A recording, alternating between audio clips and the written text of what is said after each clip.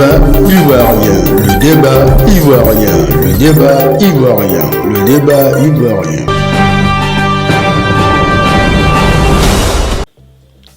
Activité minière en Côte d'Ivoire. Direction Ouélé. Janvier 2023, plusieurs ministères en Côte d'Ivoire et institutions seront saisis par un collectif de 11 villages du département de Ouélé dans la région du Ufou. Ce sont entre autres Ouélé Prikro, Egoukro, Kwakou-Suekro, Kwadiokro, Sikikomenankro, Ananda, Bayassou. Ils indiquent la destruction et la pollution de leur environnement par des eaux boueuses qu'ils pensent provenir des sites d'installation de l'exploitation de la société minière de la Nawa, Somina. Elle est installée sur leur terre environ 9 mois. Une ambiance qui n'a pas manqué d'alourdir l'atmosphère et l'environnement à Ouélé. Mieux, elle n'est pas faite pour un exercice paisible de la société dans son projet. Une immersion presse du lundi 13 février 2023 a permis à l'équipe de ledébativoirien.net et le débat ivoirien TV d'explorer ce territoire minier. Des explications et importants éclairages seront apportés par le directeur général de la Somina, Fiacre Kofi. Ayant pris la portée des demandes des villages plaignants, il fera lors de grandes annonces, dont la construction de 11 forages, afin de les éloigner de la consommation d'eau non potable, avec un autre plan d'accompagnement agricole. Mais que de recriminations de part et d'autre, dans une ambiance d'annonce d'une table ronde entre toutes les parties. Le débat ivoirien vous plonge au cœur du dossier. Suivez. C'est quoi, Pascal, chef de Ouélé Prikro.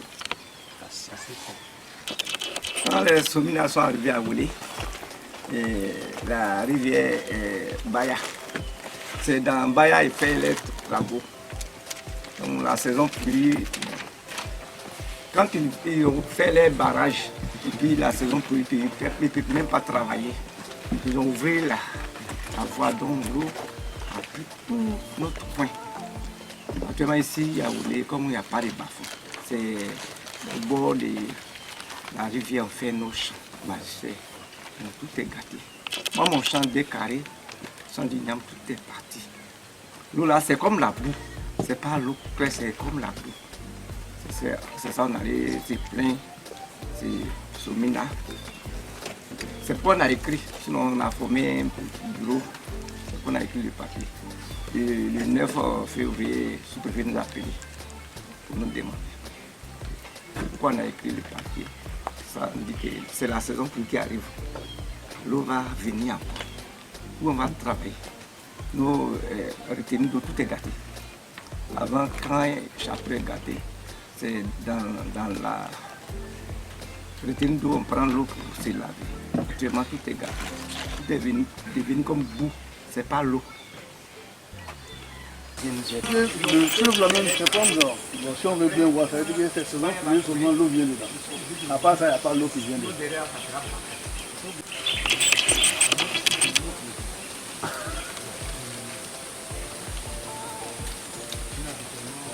L'administration n'a dépêché personne pour venir voir au moins ta population qui est en train de souffrir, qui a un cri de cœur.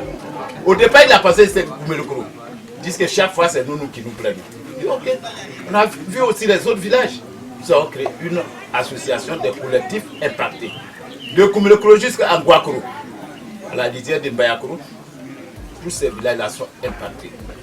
Il y a un village qui font 4 millions parce qu'ils ont un barrage retenu d'eau. Ils élèvent du poisson. Et Béni Kouadiokro. Cette année, ils n'ont même pas pu prendre un poisson parce que tout était produit. Tous les poissons sont morts. Sans compter les maraîchers qui font le. Donc, de Koumelokro jusqu'à Ngouakro, 11 villages. À Ananda, Wasikro, Ananda, Kwadiokro, jusqu'à Ngouakro. C'est pas petit. Somina extrait de l'eau dans un village Kodiako. Donc, quand ils lavent leur or, ça nous crée des dégâts. L'eau est polluée et ce que vous voyez ici, c'est le lac qui a tué tous ces bananiers et tout ça là. Ça impacte sur le village, ça impacte sur notre eau. Le baya que nous utilisons, ça impacte le baya. Ça impacte le village parce que le village ne trouve plus d'eau pour faire la lessive, pour faire le ménage. Voici notre cri de cœur. Parce que Somina extrayant l'eau là-bas, et extrayant l'or, lave son or dans le baya. Au lieu de faire de telle sorte que ça ne passe pas dans le baya, il faut tout pour que ça passe dans le baya. Et quand tu le forces, c'est nous, population, qui en souffrons. Voici notre cri de cœur aujourd'hui. Comme on le dit tous les jours, il y a toujours des problèmes, donc il y a problème. Je suis Kofi Fiacre, jeune acteur du secteur des mines, directeur de la société La Somina. L'élément essentiel de votre arrivée, il fait suite à une déclaration faite par certains villages, au nombre de 11, qui dit avoir ressenti les effets de nos travaux sur leur vécu quotidien. Je tiens à préciser que toute activité industrielle ou semi-industrielle impacte la communauté dans laquelle ce projet est implanté. C'est pourquoi, quand vous prenez la loi fondamentale, de l'État, elle demande que toute activité industrielle et semi-industrielle soit soumise au préalable à une étude d'impact environnemental et social avant son exécution. Je ne pourrais pas être long, mais vous savez, en Côte d'Ivoire, les lois sont très bien appliquées. Il ne peut pas avoir d'autorisation d'exploitation semi-industrielle dans une localité sans avoir réalisé de façon complète l'étude d'impact environnemental et social. Notre étude d'impact environnemental et social a été réalisée, elle a été validée et nous suivons le plan de gestion environnementale qui a été retenu à travers notre conseil de cabinet. Et donc à ce jour, nous sommes à même de vous répondre que nous avons répondu aux exigences qui impliquent que nous ayons une conscience et une responsabilité environnementale dans l'exécution de nos travaux. Il est clair que l'impact se ressent tant au niveau social qu'environnemental. Nous déployons toute notre énergie au quotidien pour atténuer l'impact, de sorte que le projet soit plus bénéfique à la communauté, de sorte que le projet soit un atout pour le département de Woulé. Aussi qu'il n'y a pas seulement que l'effet négatif des impacts, il y a aussi l'impact positif qui sont liés à la création d'emplois, qui sont liés à l'augmentation des revenus substantiels de la communauté. Et donc, tous ces impacts mêlés l'un de l'autre permet à l'ensemble de la communauté de parler le même langage, de juger le projet, si elle est pertinente, si elle contribue au développement local ou pas. Et vous voyez bien que nous avez trouvé sur notre site d'extraction, nous ne sommes pas seuls. Nous travaillons au quotidien avec les jeunes des 3 villages impliqués dans le projet, à savoir Sika Kobenako, Woulé Bayassou et Kodiakoro. Nous travaillons également avec la chefferie. L'ensemble des 3 chefs de ces villages sont présents au quotidien. Et même le représentant du roi du Namé est au quotidien pour nous orienter chaque jour sur les actions à mener pour quel cadre avec les besoins de la communauté. Et il s'est trouvé qu'un phénomène s'est produit qui n'était pas ici et qui a été constaté depuis mars avec l'installation, sinon l'arrivée de Somina. Il s'agit de quoi? Quand vous bloquez l'eau, à un moment donné, vous ouvrez les vannes, l'eau de ruissellement, tout se déverse dans leur eau qu'ils boivent. Et tous ces villages-là n'ont plus accès à leur eau. Ils ne peuvent plus boire. Ils vous ont contacté, ils estiment qu'ils ne sont pas écoutés. Ils vous ont fait une proposition, ils disent qu'il faut faire des digues. Alors, est-ce que vous confirmez effectivement que l'eau qui sort d'ici agit sur leur milieu de vie, ils ne peuvent plus boire?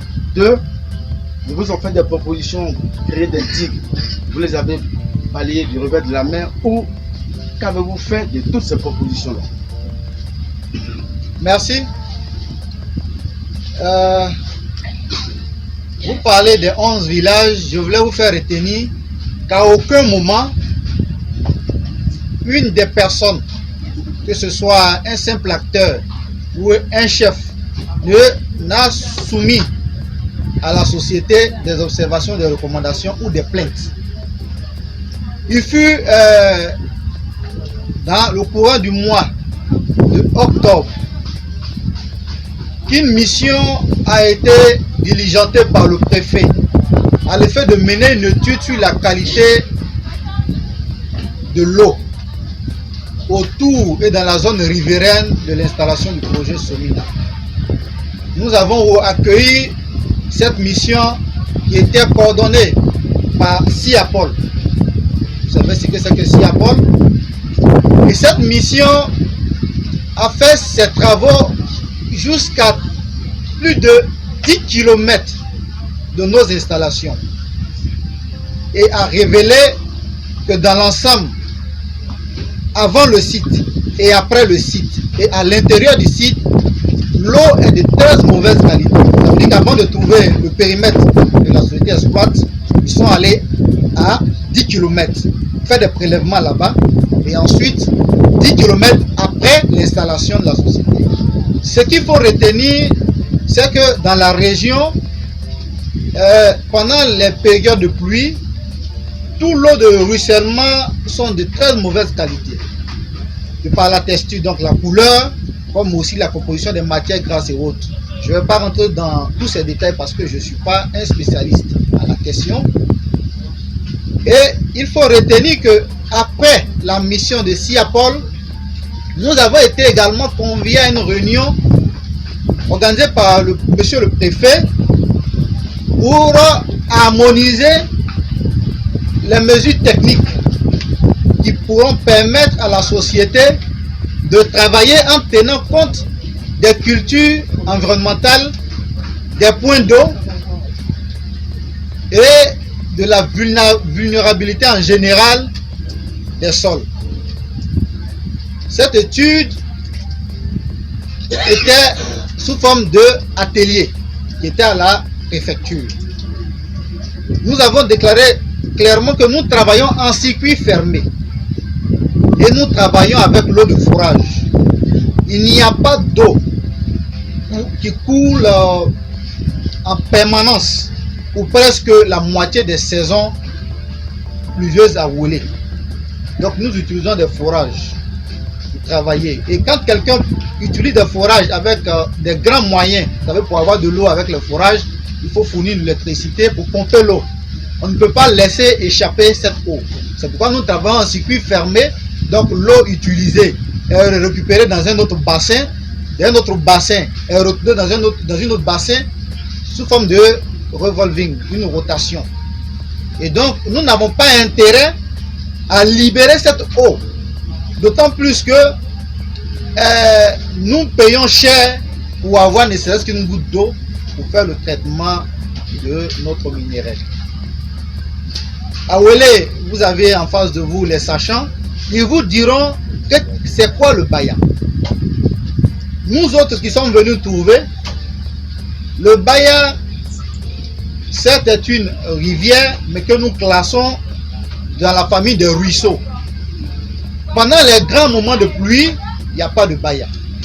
Mais à une période bien indiquée, qui est entre le mois de octobre et début novembre, les grandes pluies qui s'intensifient dans cette zone créent un débordement de la Komoué et du Nzi qui se déverse dans les bassins, dans les cuvettes qui sont autour des villages.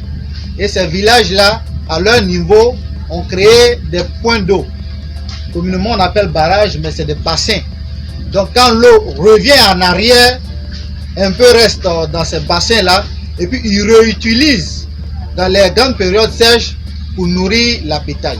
Sinon, ça ne sert pas à la consommation humaine.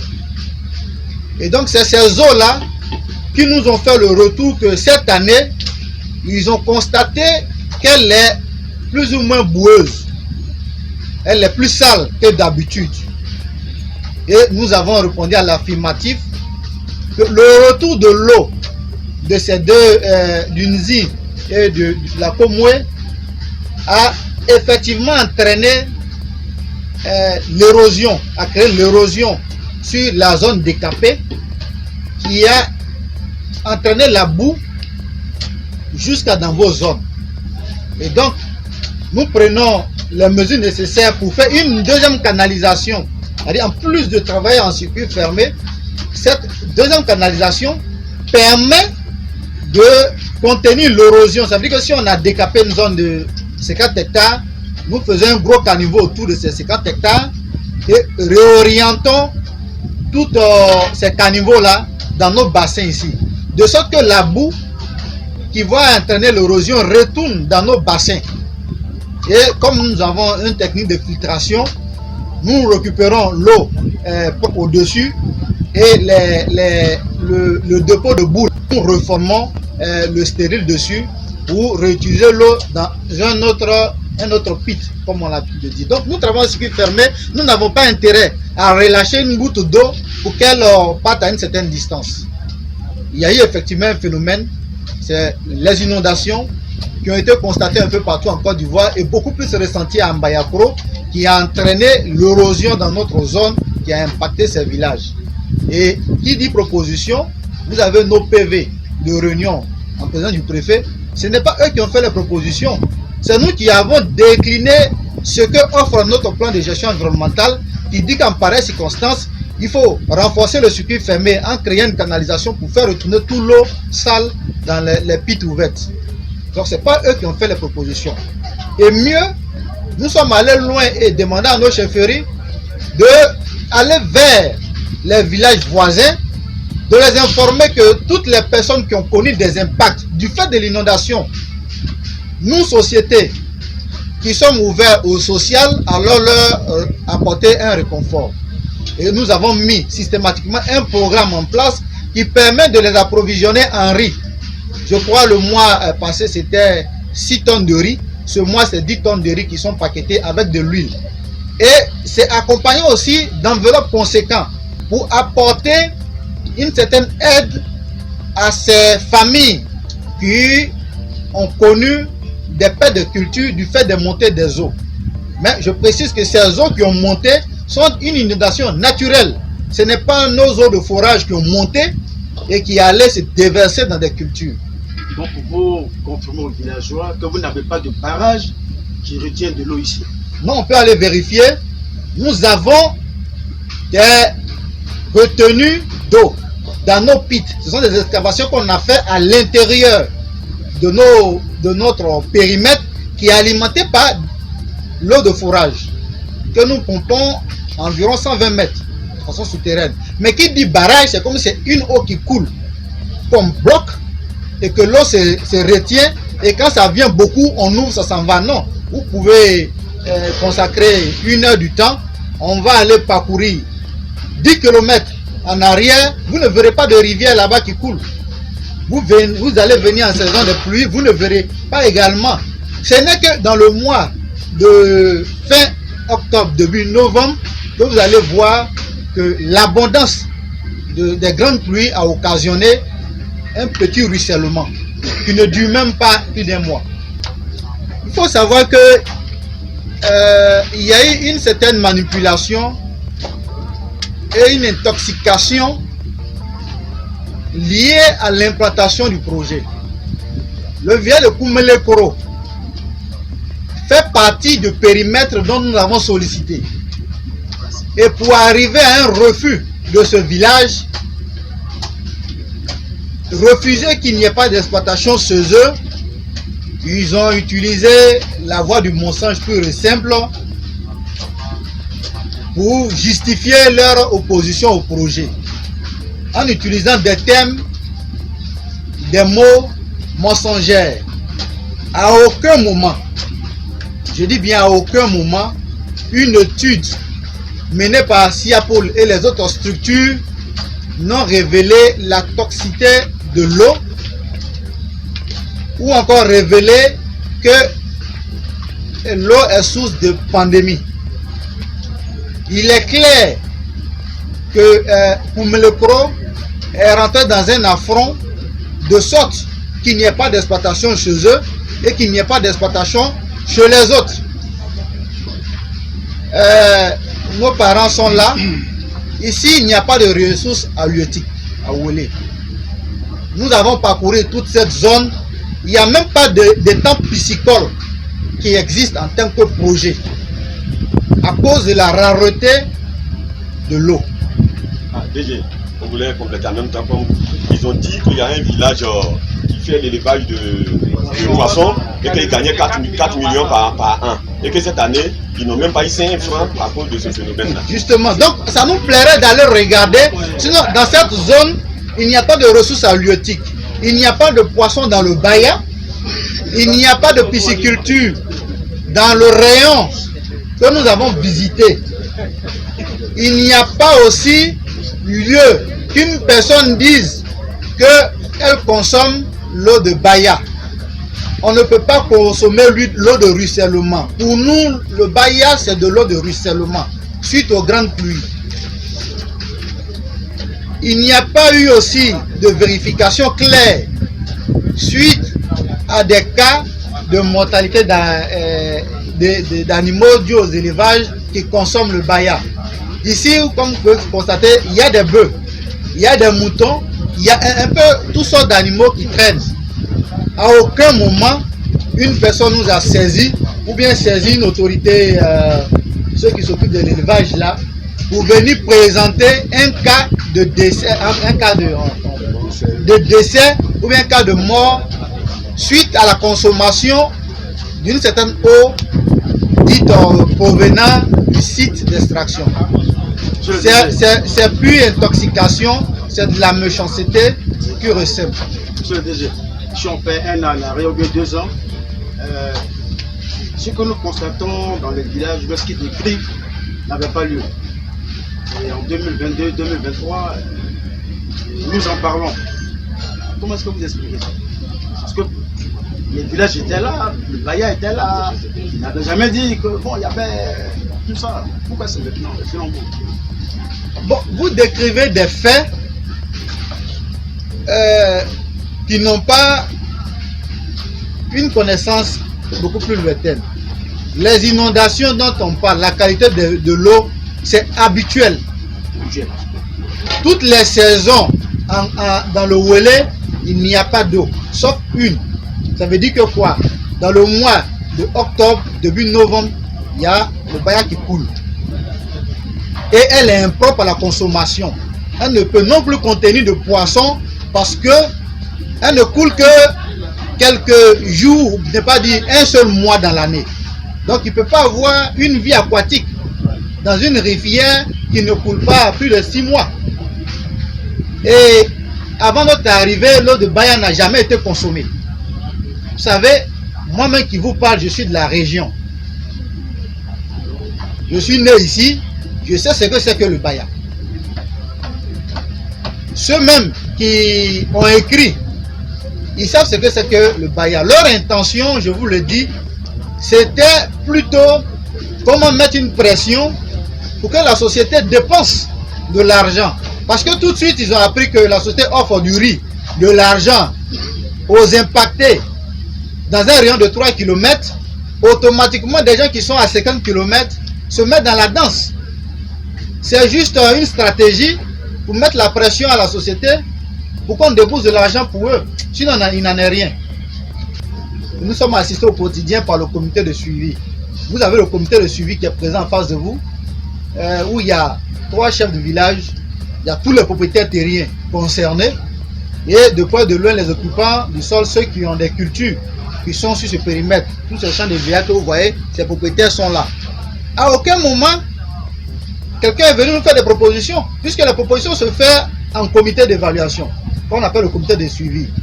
Je vous dis que la question des digues c'est nous-mêmes qui avons dit que voici ce que dit notre plan de gestion environnementale. Notre plan de gestion environnementale dit qu'on travaille en circuit fermé. On pompe l'eau, on utilise, l'eau va devant et l'eau revient. Et ensuite, lorsque les grandes pluies viennent et qu'il y a débordement, on doit faire une canalisation pour que tout l'eau de ruissellement retourne dans nos bassins. Il y a de la mauvaise foi. Sinon, je peux vous sortir le PV d'une réunion tenue par le préfet à l'initiative de présenter les efforts consentis en termes d'amortissement de l'impact négatif du projet.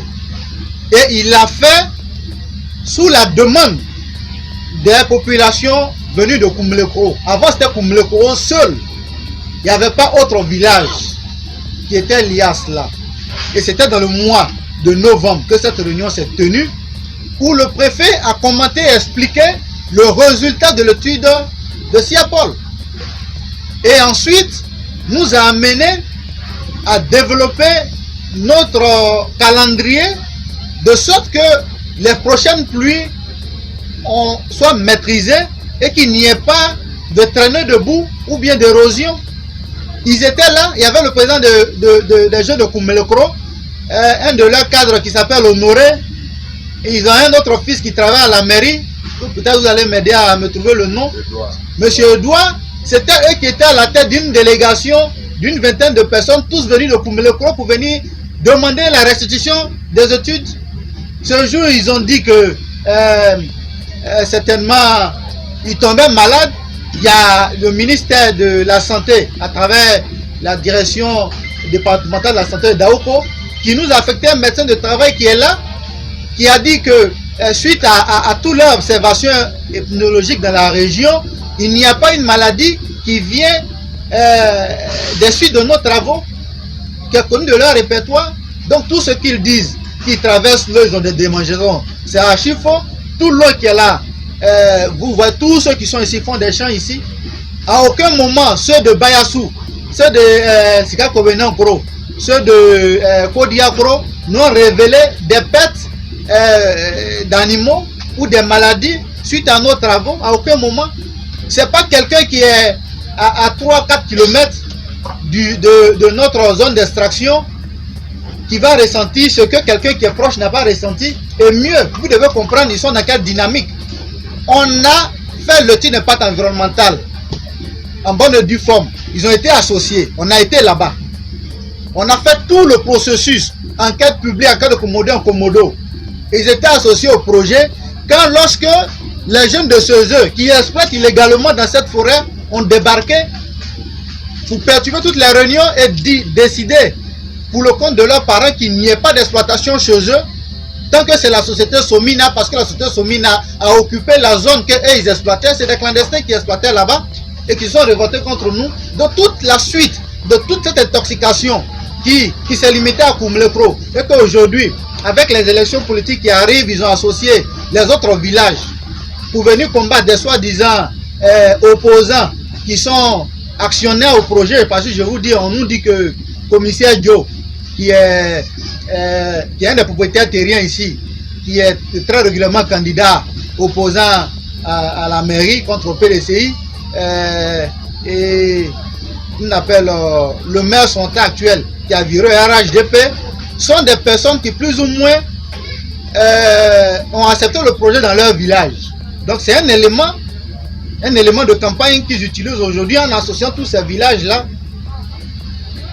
Donc il n'y en a rien. Il n'y a pas d'intoxication de grande envergure. Et nous sommes dans un pays où le droit doit dire à tout moment. Nous sommes ouverts à toutes les études, même dites internationaux, une étude internationale du moins, de sorte que la vérité soit complètement dite et que nous on soit blanchis. Parce que le trésor qu'on a découvert ici, qui aujourd'hui est en passe de employer environ 500 personnes de façon durable, et que nos jeunes n'iront plus aller se faire tuer dans la Méditerranée, ce n'est pas pour des questions politiques, pour l'élection de la mairie ou de la députation, qu'on va salir des autorités locales, qu'on va saper tout le travail de recherche et l'investissement d'une société. Et donc, menez vos investigations à la base. D'où vient que tous les villages font l'extraction et dit illégale, et qu'une société, l'État l'introduit de façon illégale dans une communauté, et qu'un seul village s'oppose. Vous allez comprendre que c'est le fief de l'exploitation illégale dans la forêt de Bayassou. Votre adresse au 11 villages.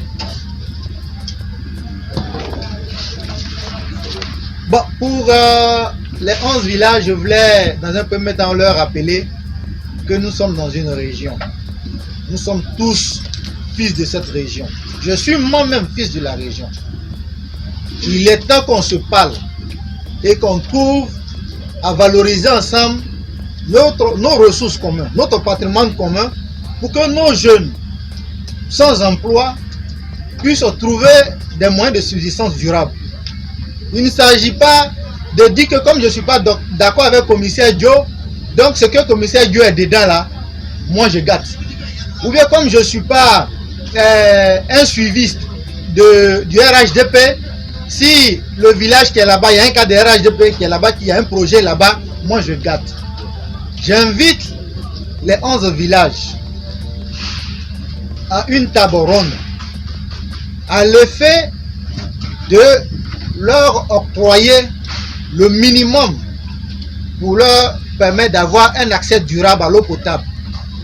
Nous sommes prêts à fournir 11 forages pour ces villages, pour qu'ils aient de l'eau propre et ne plus compter sur l'eau de ruissellement qu'on appelle le baya.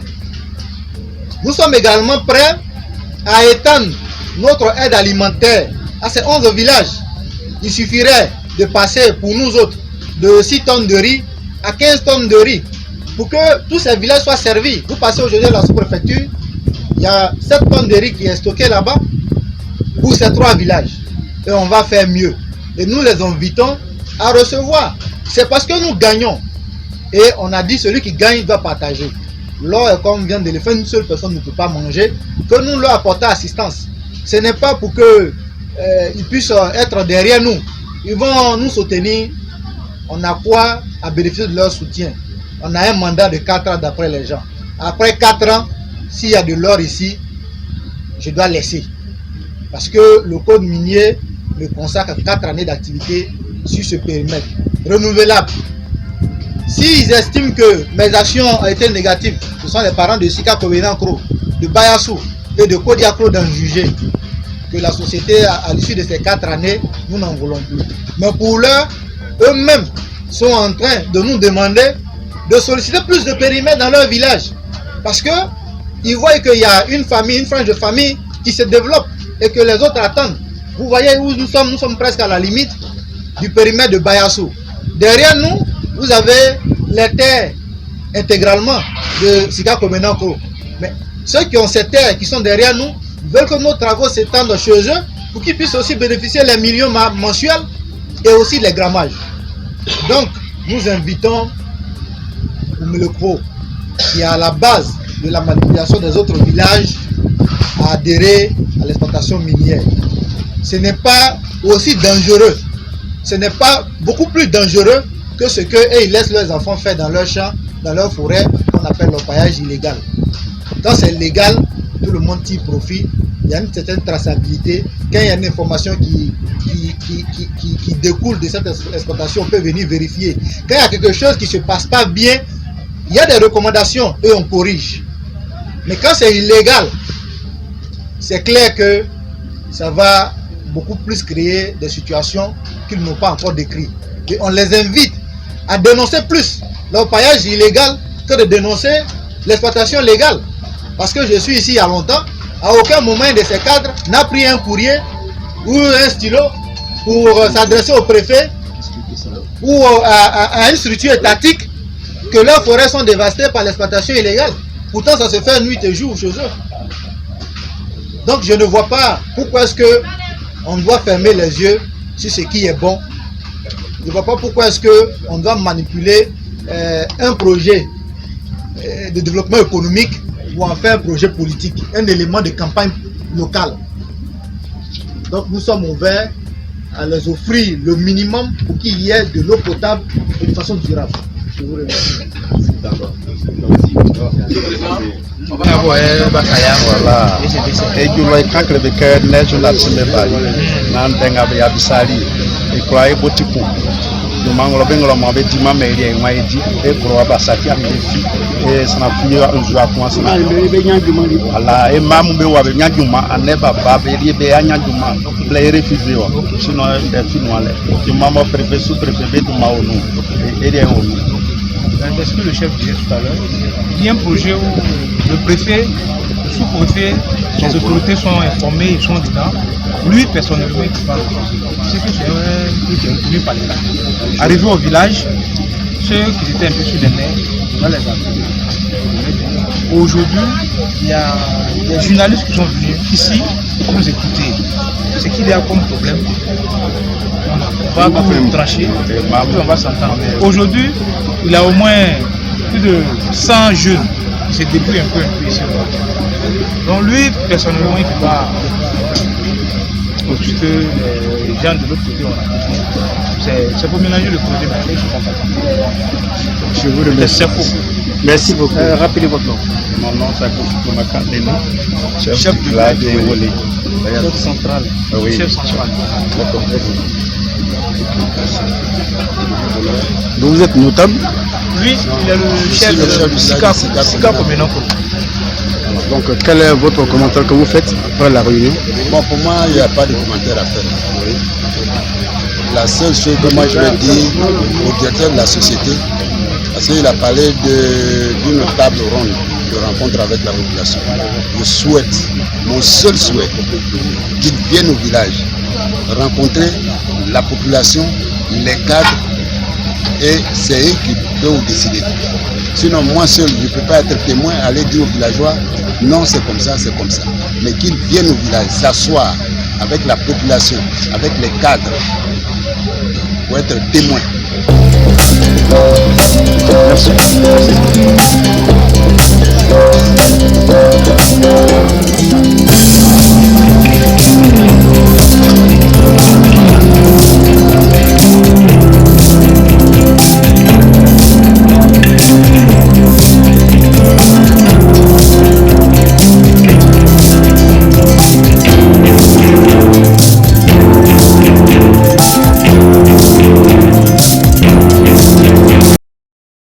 Département de Wole.